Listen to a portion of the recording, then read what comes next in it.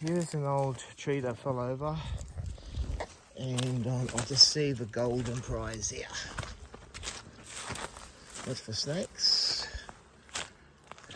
Whoop.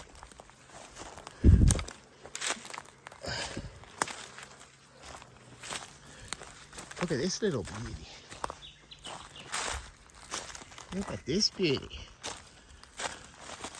That timber structure, I'm going to analyse that.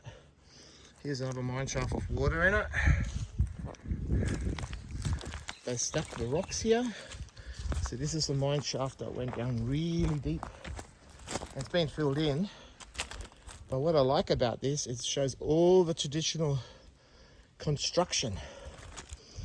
Let's analyse it from the builder's, carpenter's point of view. Let's have a look. So we got a post here. Got a tenant there. That's called a tenant.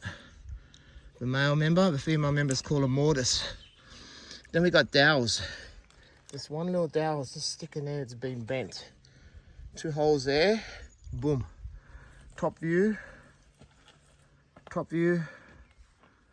there's a dowel here too. Not sure what I put in the tenant, but anyway.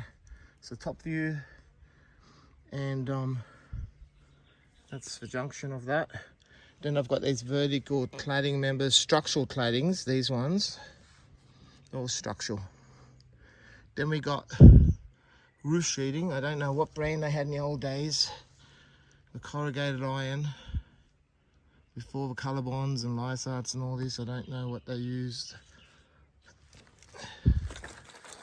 Let's analyse this.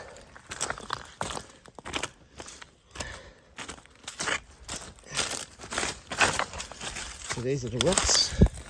These are the rocks around. Now this is why this location has to be secret, because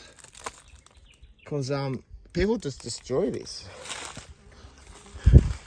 And for safety reasons, because the shaft I'm going to show you guys later is dangerous, 19 meters deep.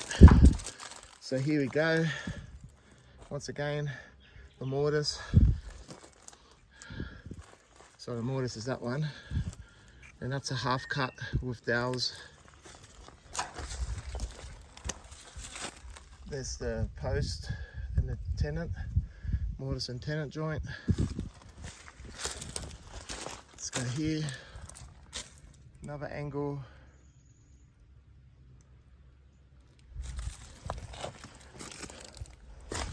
Walk around, you can see the rocks stacked. It's a nice shot there.